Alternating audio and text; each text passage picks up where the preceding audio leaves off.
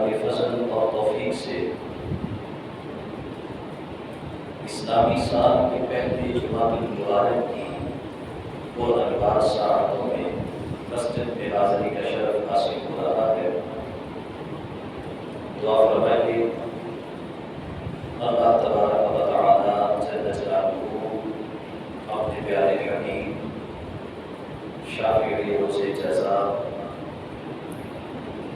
احمد مصطفیٰ جناب محمد مصطفیٰ صلی اللہ علیہ وآلہ وأصحابہ وبارک وسلم کے عظیم مرتبہ کی توفیق ہماری حاضری کو اپنی بارگاہ میں قبول فرمائے، ہماری جملہ خطاؤں سے درگزر فرمائے اور ہم سب کو قرآن و سنت کی روشنی میں زندگی بسر کرنے کی توفیق عطا فرمائے۔ دوستان محترم، اسلامی سال کا آغاز محرم الحرام کے یادگار مہینے سے ہوتا ہے۔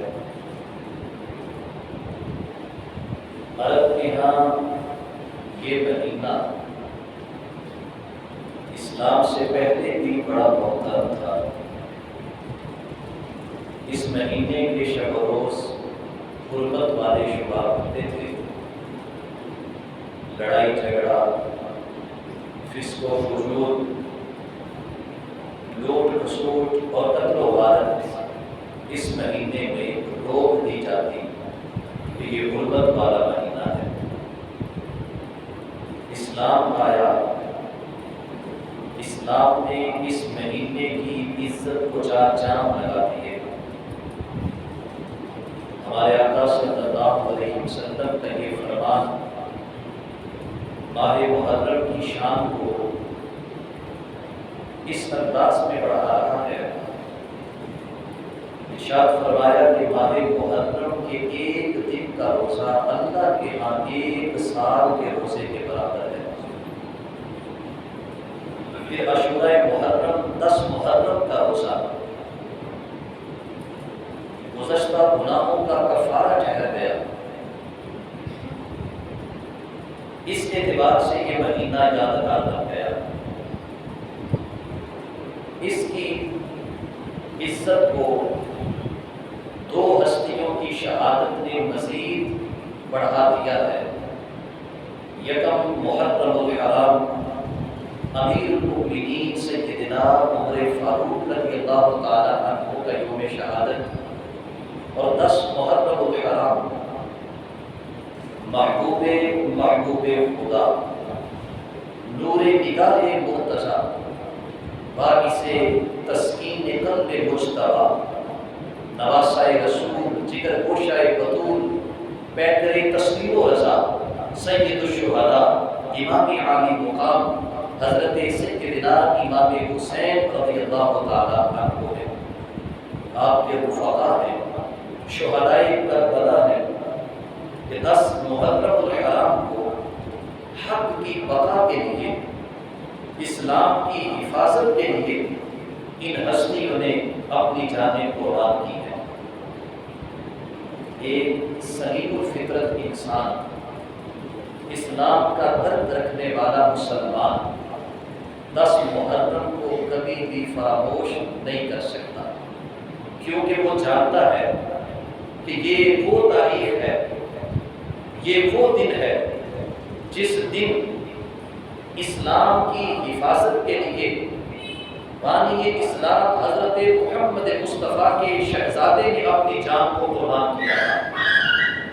وہ جانتا ہے کہ یہ وہ عظیم دن ہے جس دن اسلام کی سچائی کی حفاظت کے لیے، اسلام کی بقا کے لیے جناب حسین رضی اللہ تعالی عنہ نے اپنا سب کچھ لٹا دیا اور اسلام کو محفوظ کر کے آنے والی نسلوں تک پہنچایا ہے۔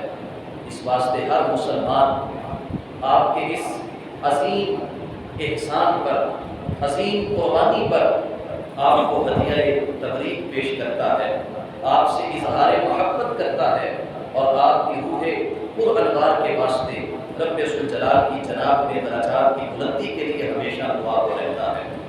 عزیز دوستو، ہم اہل سنت و جماعت، رب ذوالجلال نے ہمیں وہ دل عطا کیا کہ جس دل میں نبی مہربان صلی اللہ علیہ وسلم کی ہر نسبت کی محبت موجود ہے۔ آقا کونین صلی اللہ علیہ وسلم کی جمیع نسبتوں کی قدر موجود ہے۔ ہر تعلق، ہر نسبت سے ہماری وفا ہے، اور وہ ہستیاں کہ جنہیں محبوب سے فقط نسبت ہی نہیں بلکہ رب ذوالجلال نے انہیں جو وجود عطا فرمایا وہ وجود بھی نبی علیہ السلام کی ذات سے ہے۔ آقا کونین صلی اللہ علیہ وسلم کے خون سے ان ہستیوں کے خمیر کو تیار کیا گیا۔ ان ہستیوں کی والہانہ عقیدت اور محبت ایک مسلمان کا سب سے اہم فریضہ ہے۔ ہم اسی فریضے کو نبھا رہے ہیں۔ خدا کرے کہ اسی فریضے کو نبھاتے ہوئے ہم اس دنیا سے رخصت ہوں، اس فریضے کی ادائیگی میں کبھی کوتاہی نہ ہو، اور اللہ کا الحاکمین ہمیں ان نسبتوں کی ہمیشہ قدر رکھنے کی توفیق عطا فرمائے۔ دوستان مکرم، جناب حسین رضی اللہ تعالیٰ عنہ آپ نے کربلا کا سفر کیا تھا۔ یہ سفر ایسا تھا کہ اس سفر کی منزل دنیا کا کوئی مقام نہیں تھا۔ جیسے آج مسافر سفر پہ نکلتا ہے، اس کی منزل معلوم ہوتی ہے، اس نے کہاں جانا ہے، کس شہر میں جانا ہے، شہر کے کس محلے میں جانا ہے، کون سی گلی، کون سا گھر جہاں اس کا انتظار ہو رہا ہے۔ جناب حسین ایسے مسافر تھے کہ جن کی منزل دنیا کا کوئی مقام نہیں تھا، ان کی منزل رب ذوالجلال کی جنت تھی۔ اس سفر میں جناب حسین رضی اللہ تعالیٰ عنہ مشکلات کو برداشت کرتے ہوئے جب دنیا کے آخری مقام کربلا پر پہنچے اور پھر یہاں سے اپنی منزل جنت کی جانب روانہ ہوئے، تو یہاں ایک سوال اٹھتا ہے کہ جناب حسین رضی اللہ تعالیٰ عنہ نے ایسا پرخطر سفر کیوں کیا؟ اس سفر کو شروع کرنے کی وجہ کیا تھی؟ مختلف مراحل پر جب اس سفر پہ نکلتے ہوئے آپ کو پریشان کن نتائج سنائے گئے اور پھر بھی آپ اس سفر پہ قائم رہے، اپنے سفر کو آپ نے جاری رکھا، تو اس پرخطر سفر کے جاری رکھنے کے اسباب کیا تھے، وجوہات کیا تھے؟ ان اسباب کو آج ہم نے جاننے کی کوشش کرنی ہے، کیونکہ دور حاضر میں ایسے افراد موجود ہیں کہ جو جناب حسین کے اس سفر کو بنیاد بنا کر ایک طرف صحابی رسول کاتب وحی امیر الاسلام حضرت سیدنا امیر معاویہ رضی اللہ تعالیٰ عنہ کی ذات پہ طعن کرتے ہیں، اور دوسری طرف یزید کی حمایت کرتے ہوئے، اس کی وکالت کی ذمہ داریاں نبھاتے ہوئے، اسے حق بجانب کہتے ہوئے جناب حسین رضی اللہ تعالیٰ عنہ کے اس سفر کو خروج اور بغاوت کا نام دے کر آپ کو باغی قرار دیتے ہیں۔ ہم اہل سنت و جماعت، نہ ہمارا تعلق ان لوگوں سے کہ جو جناب حسین کی محبت کا نعرہ لگا کر صحابی رسول حضرت امیر معاویہ پہ طعن کرتے ہیں، نہ ہمارا تعلق دوسرے گروہ سے کہ جو یزید کی حمایت کا اعلان کرتے ہوئے جناب حسین کو باغی قرار دیتے ہیں۔ ہم اہل سنت جناب امیر معاویہ کو بھی حق پہ سمجھتے ہیں، جناب حسین کو بھی حق پہ سمجھتے ہیں، اور ان دونوں کے مابین جو اصل ذمہ دار ہے، جو اصل بد کردار ہے، جو اس سارے واقعہ کا اصل محرک ہے وہ یزید ہے، اس کا کردار ہے، اس کا طرز حکمرانی ہے کہ اس کی وجہ سے یہ سب کچھ ہوا، اسی کے کردار کی وجہ سے آج لوگ اس کے والد شریف النفس حضرت سیدنا امیر معاویہ رضی اللہ تعالی عنہ کی ذات میں انگلی اٹھا رہے ہیں، جناب حسین کے کردار پہ انگلی اٹھا رہے ہیں۔ آئیے اسباب کو ذرا سماعت کیجئے اور پھر خود آپ فیصلہ کیجئے کہ جناب حسین رضی اللہ تعالی عنہ نے یہ سفر کیا اور اس سفر کے اختیار کرنے پر ایک سلیم الفطرت مسلمان انہیں کیا سمجھتا ہے۔ جناب حسین رضی اللہ تعالی عنہ نے اپنے سفر کے آغاز میں ایک جملہ ارشاد فرمایا تھا۔ آپ نے فرمایا کہ مجھ جیسا انسان یزید جیسے انسان کی بیعت نہیں کر سکتا۔ آپ رضی اللہ تعالی عنہ کا یہ جملہ یہ میں نے آغاز میں آپ لوگوں کے سامنے رکھا ہے۔ اب میں یزید کے کردار کے حوالے سے وہ باتیں عرض کروں گا جو جناب حسین نے ہائی لائٹ کی، جو جناب حسین نے بیان کی۔ ان باتوں کو سننے کے بعد پھر آپ خود فیصلہ کیجئے گا کہ جناب حسین کا یہ فرمان کہ مجھ جیسا انسان یزید جیسے انسان کی بیعت کیوں نہیں کر سکتا۔ اب دوستو سنیں، سفر کربلا کے اسباب میں پہلا سبب اللہ رب العالمین کی مشیت تھی، خدا کا ارادہ تھا جسے ہم تقدیر الہی کہتے ہیں۔ کئی معاملات میں ہم کہتے ہیں کہ جناب یہاں تقدیر غالب تھی، ہم نے احتیاطیں تو بہت کی، ہم نے اسباب تو بڑے مہیا کیے لیکن تقدیر غالب تھی۔ تو جناب حسین کے اس سفر میں سب سے پہلے تو تقدیر غالب تھی اور اللہ کی یہ رضا تھی، اللہ کی مشیت تھی۔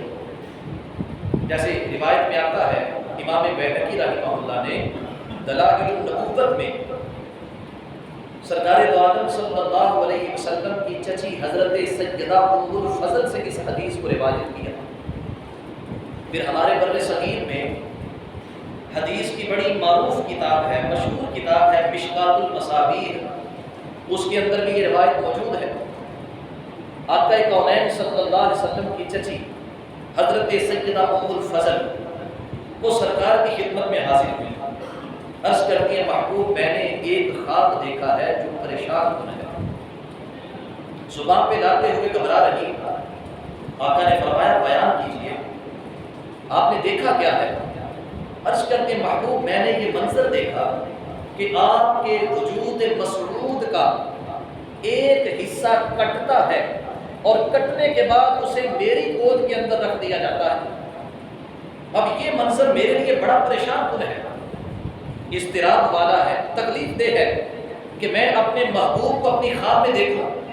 اس سے حسین خواب کیا ہو سکتا ہے کہ آقا کونین صلی اللہ علیہ وسلم کی زیارت ہو جائے، لیکن زیارت جس کیفیت میں ہو رہی ہے وہ کیفیت بڑی پریشان کن ہے کہ محبوب علیہ السلام کے بدن کا ایک حصہ کٹ جاتا ہے اور کٹنے کے بعد اسے سیدھا لا کے میری گود میں رکھا جاتا ہے۔ اس کی وجہ سے پریشان ہوں۔ میرے آقا صلی اللہ علیہ وسلم نے فوراً ارشاد فرمایا رأیت خیرا، اے چچی آپ اپنے آپ کو مطمئن کریں، آپ نے کوئی برا خواب نہیں دیکھا، پریشان کن خواب نہیں دیکھا، یہ تو بڑا اچھا خواب ہے۔ اچھا خواب کس طرح؟ آپ نے ارشاد فرمایا کہ اے میری چچی یاد رکھو، ان قریب رب ذوالجلال میری بیٹی سیدہ فاطمہ الزہرا کو ایک بیٹا عطا کرے گا اور اس بیٹے کو ولادت کی بار آپ کی گود میں رکھا جائے گا۔ فرمایا یہ تعبیر ہے اس خواب کی کہ ان قریب رب ذوالجلال ہمارے گلشن کے اندر ایک غلام کو نمودار کرنے والا ہے، ہمارے باغ کے اندر ایک غنچہ چٹکنے والا ہے، ہمارے گھر کے اندر ایک فرد تشریف لانے والا ہے اور اس کی ولادت کے بعد اسے اٹھا کر کے آپ کی گود میں رکھا جائے گا۔ یہ تعبیر ہے اس کی۔ حضرت سیدہ ام الفضل فرماتی ہیں اس وقت میں چلی گئی، ایک وقت گزرا، حضرت سیدہ طیبہ طاہرہ فاطمہ الزہرا رضی اللہ تعالی عنہا کے ہاں جناب حسین کی ولادت ہوئی۔ فرماتے ہیں ولادت کے وقت میں وہاں پر موجود تھی، خاندان کی بڑی ہونے کی وجہ سے، محبوب علیہ السلام کی چچی ہونے کی وجہ سے، حضرت مولا مرتضیٰ کی چچی ہونے کی وجہ سے وہ اس خاص وقت میں حضرت سیدہ فاطمہ الزہرا کے پاس موجود تھی۔ فرماتی ہیں جیسے ہی جناب حسین پیدا ہوئے انہیں اٹھا کر میری گود میں رکھ دیا گیا، جو میرے آقا نے فرمایا میں نے اس کی تعبیر اپنی آنکھوں سے دیکھی۔ فرماتی ہیں خوش ہو گئی کہ ہمارے خاندان میں ایک بیٹے کا اضافہ ہو رہا ہے، ہمارے خاندان میں ایک اور شہزادہ آ رہا ہے۔ خوشی خوشی جناب حسین کو اٹھا کر میں محبوب علیہ السلام کے پاس لے آئی اور آقا کونین صلی اللہ علیہ وسلم کو نواسے کی مبارکباد دیتے ہوئے جناب حسین کو اٹھا کے ان کی گود میں ڈالا۔ فرماتی ہیں خوشی کا موقع تھا لیکن میرے محبوب کی آنکھوں میں آنسو تھے، خوشی کا وقت تھا لیکن آقا کونین زاروں کے دار رو رہے تھے۔ میں نے عرض کی محبوب میرے والدین آپ پہ قربان ہو جائیں، نواسے کی ولادت یہ خوشی کی بات ہے، نواسے کا گود میں آنا یہ خوشی کا موقع ہے، لیکن آپ کی آنکھوں میں آنسو کس واسطے ہیں؟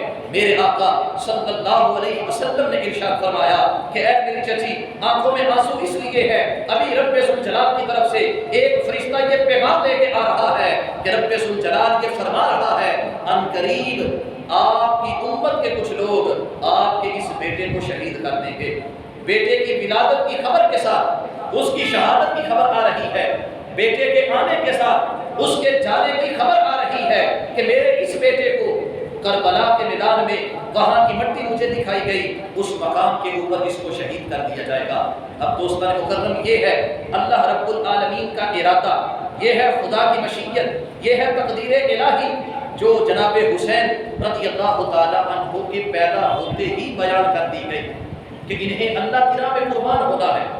پہلا سبب تو سفر کربلا کا یہ تھا، اور اللہ ایسا کیوں چاہ رہا تھا، خدا ایسا کیوں چاہتا تھا کہ جناب حسین کربلا میں شہید ہوں؟ اس واسطے قیامت تک کے لیے لوگوں کے سامنے مثال ہو کہ باطل کے سامنے ہم نے ڈٹنا کیسے ہے، لوگوں کے سامنے ایک مثال ہو، نمونہ عمل ہو، کردار ہو کہ باطل کی آنکھوں میں ہم نے آنکھیں کیسی ڈالنی ہیں، ہم نے اپنی قلت کو نہیں دیکھنا، ہم نے اپنے کمزور ہونے کو نہیں دیکھنا، ہم نے اپنی تنہائی کو نہیں دیکھنا، ہم نے حق بات پہ ڈٹنا ہے جناب حسین کی طرح، ہم نے حق بات پہ قائم رہنا ہے جناب حسین کی طرح۔ اگر ہمیں اس حق پہ قائم رہتے ہوئے اپنے وطن کو چھوڑنے کی قربانی دینی پڑے تو ہم اس قربانی کے لیے تیار رہیں، اپنے خاندان کو چھوڑنے کی قربانی دینی پڑے تو ہم اس قربانی کے لیے تیار رہیں، اپنے بیٹوں کے لاشیں تڑپانے کی قربانی دینی پڑے تو ہم اس قربانی کے لیے بھی تیار رہیں، یہاں تک کہ اگر اپنی جان بھی قربان کرنی پڑے تو ہم اس قربانی کے لیے تیار رہیں۔ رب ذوالجلال نے قیامت تک کے لیے یہ ایک نمونہ لوگوں کے سامنے رکھ دیا کہ حق بات کے لیے تم نے ڈٹنا کیسے ہے، قائم کیسے ہونا ہے، اور اس کے لیے رب ذوالجلال نے جناب حسین رضی اللہ تعالی عنہ کی ذات کو تیار فرمایا ہے۔ اب دوستان مکرم یہ تقدیر الہی یہ پہلا سبب، اور اس سبب کی وجہ بھی میں نے اپنی فہم کے مطابق عرض کر دی۔ اب دوسرا سبب یزید کا کردار تھا، یزید کا طرز حکمرانی تھا۔ یزید کیسا تھا، اس کا طرز حکمرانی کیسا تھا؟ ایک نفیس طبیعت کا حامل، سلیم الفطرت انسان اس کردار کے متعلق کبھی سوچ بھی نہیں سکتا، چاہے جائے کہ اس کردار کا حامل بن جائے، اس کردار کے متعلق کبھی سوچتا بھی نہیں۔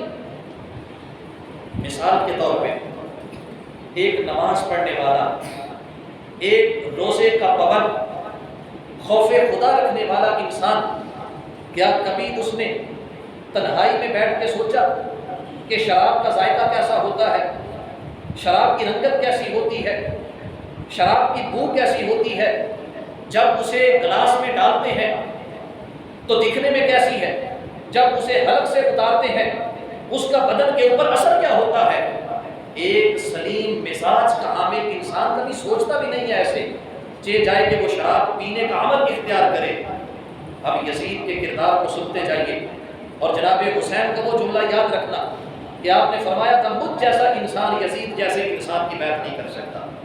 دوستان مکرم، جناب حسین رضی اللہ تعالی عنہ کی زندگی، آپ کا بچپن تاجدار صداقت حضرت صدیق اکبر رضی اللہ تعالی عنہ کے دور حکومت میں، آپ کا لڑکپن امیر المؤمنین جناب فاروق اعظم کا سنہری دور، آپ کی جوانی اپنے خاتو حضرت سیدنا عثمان غنی کا دور، اپنے والد ماجد حضرت مولا مرتضیٰ کا دور، اپنے برادر اکبر حضرت امام حسن مجتبیٰ کا دور، امیر الاسلام حضرت سیدنا امیر معاویہ کا دور، آپ نے حاکمان اسلام کا دور دیکھا تھا، آپ نے حاکمان اسلام کے انداز زندگی کو دیکھا تھا، آپ نے حاکمان اسلام کے طرز بود و باش کو دیکھا تھا۔ یزید آتا ہے، سادہ زندگی کو ترک کرتا ہے، عام اسلامی انداز کو ترک کرتا ہے، شاہانہ زندگی اختیار کرتا ہے، کیسر و کسریٰ جیسا رویہ اپناتا ہے، محلات کو تعمیر کر رہا ہے، محلات کی تعمیر کے لیے عوام الناس کے پیسے کو بے دریغ بہا رہا ہے۔ جناب حسین رضی اللہ تعالی عنہ اسے کیسے برداشت کر سکتے تھے؟ حاکمان اسلام کا طرز زندگی انتہائی سادہ، ان کے دروازے کے اوپر کوئی بواب دربان نہیں ہے، ان کے دروازے کے اوپر کوئی گارڈ نہیں ہے، رعایا جب چاہے اپنے حاکم سے آ کے ملاقات کر لے، جب چاہے اپنے حاکم کے سامنے آ کر اپنے مسائل کو بیان کرے۔ لیکن یزید کیسر و کسریٰ کا رویہ اپنا چکا ہے، یزید روم و ایران کے بادشاہوں کا انداز اختیار کر چکا ہے۔ اس لیے جناب حسین رضی اللہ تعالی عنہ نے اس کے طرز حکومت کے اوپر اعتراض اٹھایا کہ یہ اسلامی طرز انداز حکومت نہیں ہے، یہ اسلامی انداز نہیں ہے، کیونکہ اگر یہ اسلامی ہوتا تو حضرت صدیق بھی اختیار کرتے، فاروق اعظم بھی اختیار کرتے، حضرت عثمان و علی بھی اختیار کرتے، حضرت حسن و معاویہ بھی اسے اختیار کرتے۔ جب حاکمان اسلام نے اسے قبول نہیں کیا تو ہم یزید کو بھی اس انداز میں برداشت نہیں کر سکتے۔ پھر دوسرے نمبر پہ حاکمان اسلام، ان کا ہمیشہ سے یہ رویہ رہا ہے کہ بیت المال کے وہ نگہبان بنے ہیں، بیت المال کے وہ محافظ بنے ہیں، بیت المال کو انہوں نے عوام کا حق سمجھا ہے، کبھی اسے اپنا ذاتی مصرف نہیں بنایا، اپنا ذاتی بینک نہیں بنایا کہ جتنا چاہو جب چاہو نکال کے خرچ کر دو۔ یزید بیت المال کو اپنا ذاتی بینک بنا چکا تھا، یزید لاکھوں دینار نکالتا، اپنے سالاروں کو نواز دیتا تاکہ یہ میرے حق میں بات کریں، ہزاروں درہم نکالتا، اپنے جگیرداروں کو نواز دیتا تاکہ یہ میرے خلاف بغاوت نہ کریں، میرے خلاف آواز نہ اٹھے۔ آوازیں حق میں کرنے کے لیے یزید نے بیت المال اسے اپنا ذاتی مصرف بنا کر خرچ کرنا شروع کیا، جبکہ یہ اسلام کے اصول کے خلاف تھا۔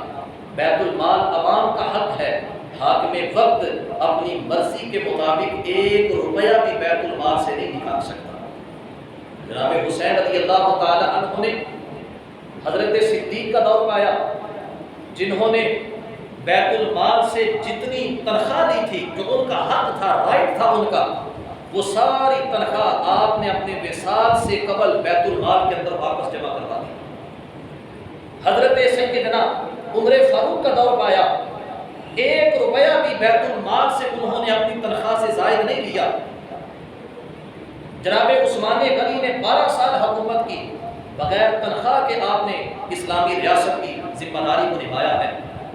لیکن یزید اس کے بالکل برعکس ہے، بیت المال کو اپنے ذاتی مصرف میں لا چکا ہے۔ آپ نے فرمایا کہ میں اس کو برداشت نہیں کر سکتا۔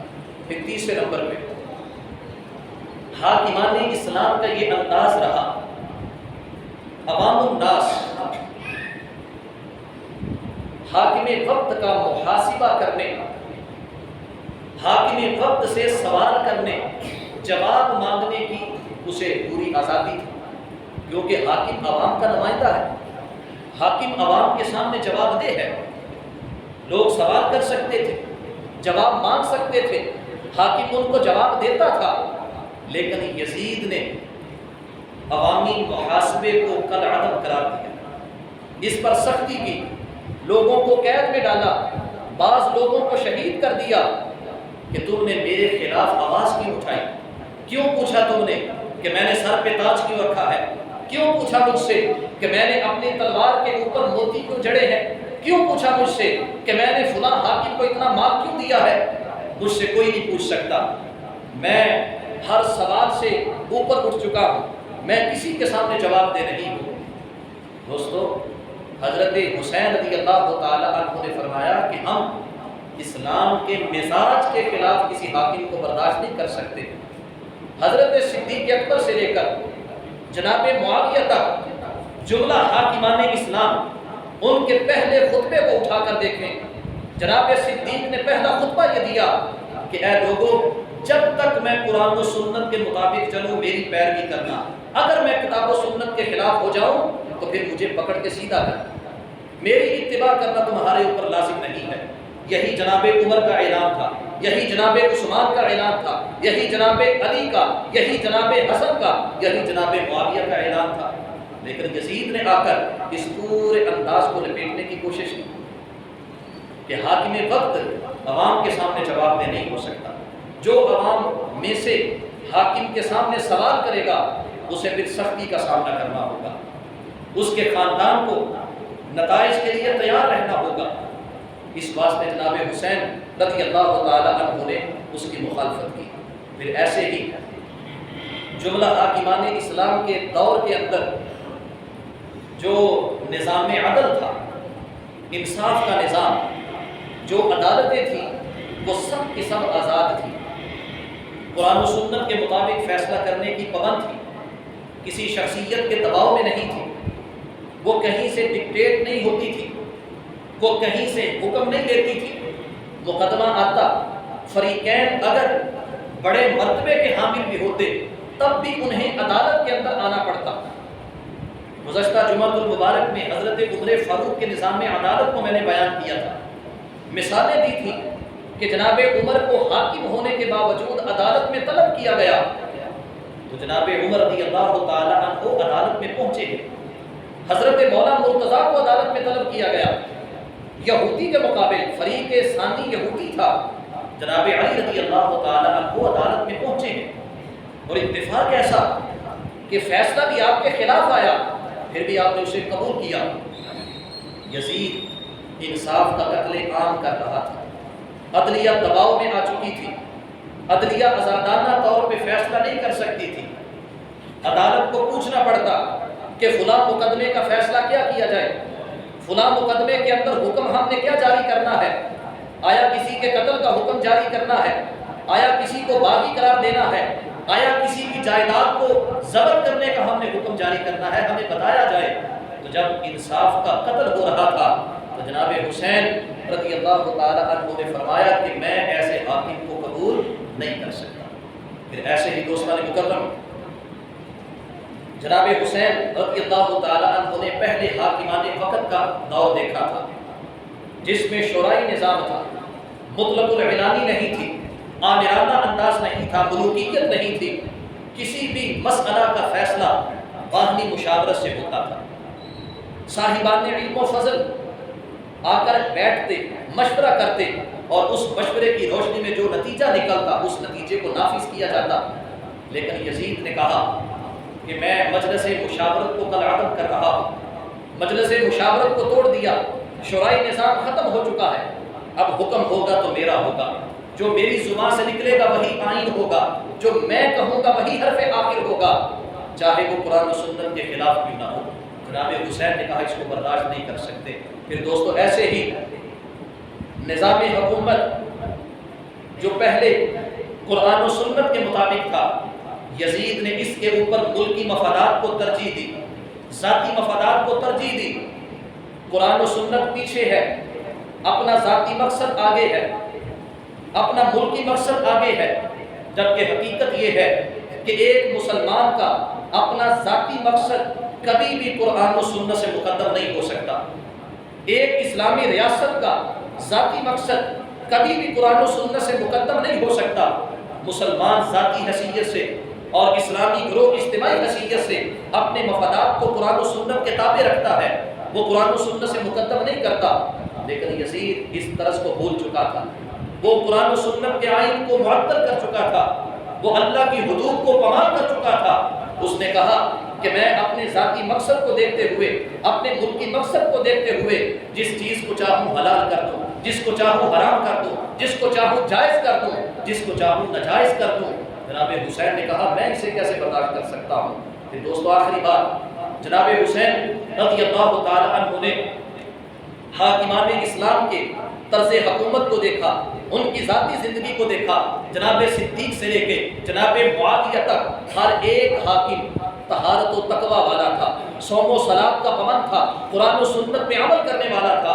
یزید آتا ہے فسق و فجور کو لے کے آتا ہے، یزید آتا ہے تقوی و طہارت کی جگہ میں نوشی کو آوارگی کو لے کر آتا ہے، قرآن کی تلاوت کی جگہ نشید کو لے کر آتا ہے۔ تو جناب حسین رضی اللہ تعالی عنہ نے فرمایا کہ میں ایسے حاکم کو کیسے قبول کر لوں۔ اب دوستان مکرم آپ خود فیصلہ کیجئے، حاکم اسلام کیا ایسا ہوگا کہ جو قرآن و سنت کو معطل کر دے؟